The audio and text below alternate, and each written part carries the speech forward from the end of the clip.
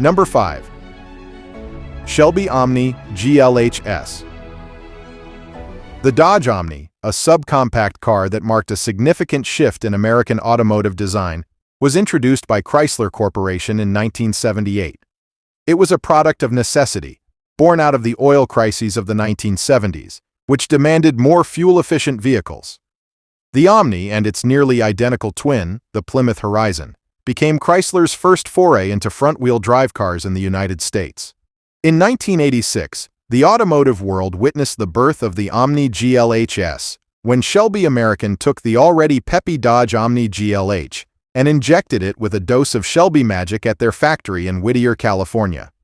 The result was a car that not only bore the Shelby name but also lived up to the performance legacy associated with it. Just 500 units of the GLHS were produced, each one retitled as a Shelby automobile and sold at select Dodge dealerships. The standard Omni GLH was already a potent machine, but Shelby took it further, enhancing the 2.2-liter Turbo 1 engine with pre-production parts from the forthcoming Turbo 2 engine. This included an intercooler and other modifications, pushing the output to 175 horses and enabling a flat torque curve. Despite lacking some durability features of the later Turbo 2 engine, the Shelby-tuned engines proved reliable. With a 0 to 60 acceleration time of 6.5 seconds and a top speed of 135 miles per hour, leaving even V8-powered muscle cars of the era in the dust. Number 4. Ford Focus SVT. The SVT is a forgotten gem that deserves recognition. Launched for the 2002 model year, it was the product of Ford's Special Vehicle Team, an in-house performance division that aimed to create exceptional vehicles. At the time, the first-generation Focus was still on the market, although it was approaching the end of its product cycle. The SV team wanted to give the wildly popular original Focus a proper send-off, and the Focus SVT was the result. Under the hood, the SVT features a modified version of the 2.0-liter Zetec engine, co-developed with the famous UK engine builder Cosworth.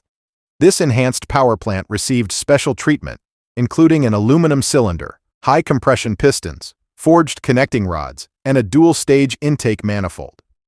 As a result, the total output increased from the standard 130 horsepower to an impressive 170 horses.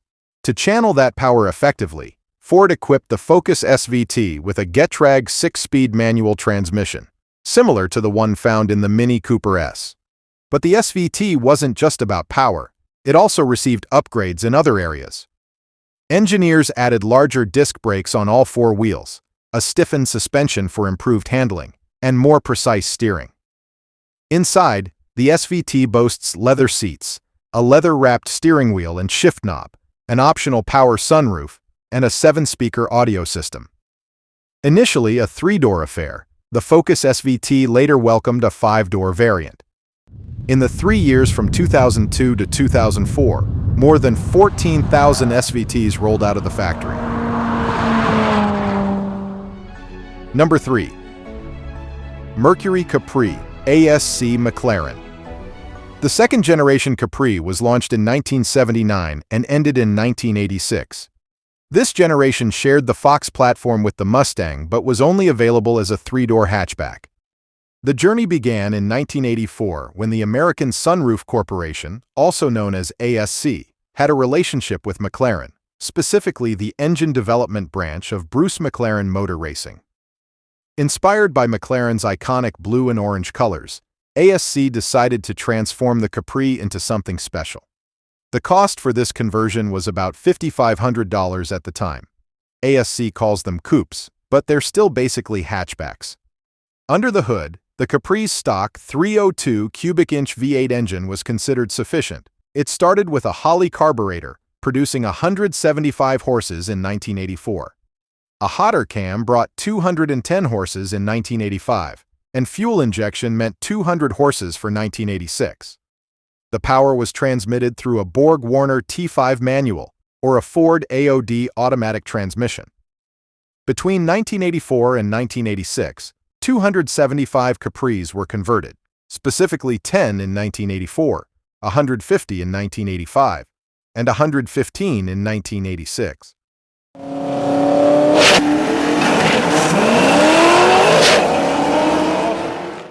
Number 2. AMC Gremlin 401 XR.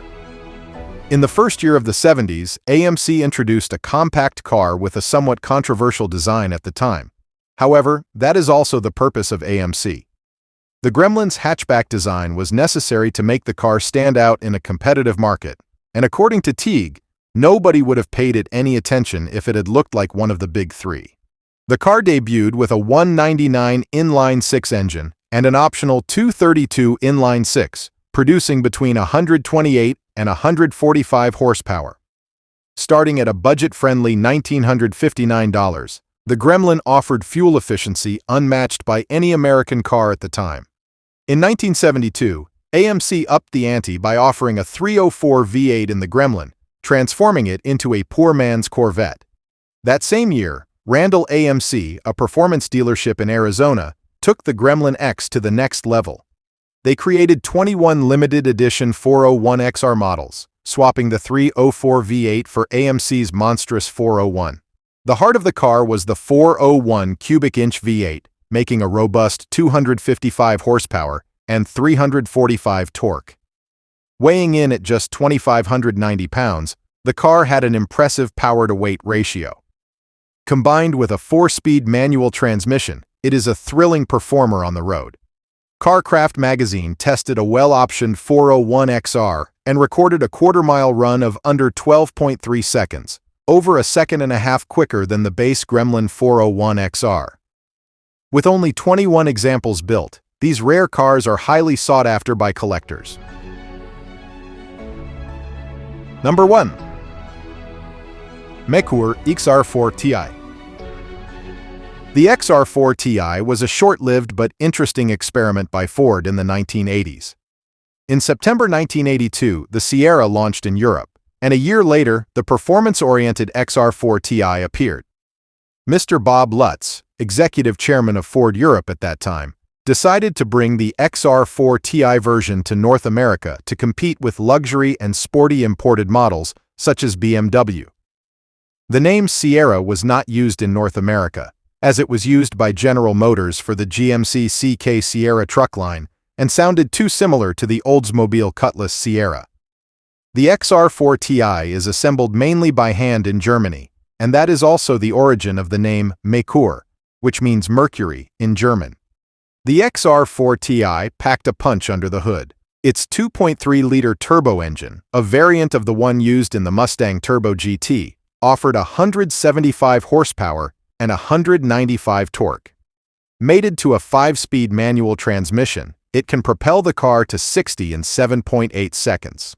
This potent package helps the XR4 Ti carve a niche as a driver's car, offering European-inspired thrills to American enthusiasts.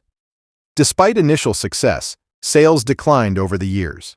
From 1985 to 1989, only 42,464 units made it across the ocean during its production run.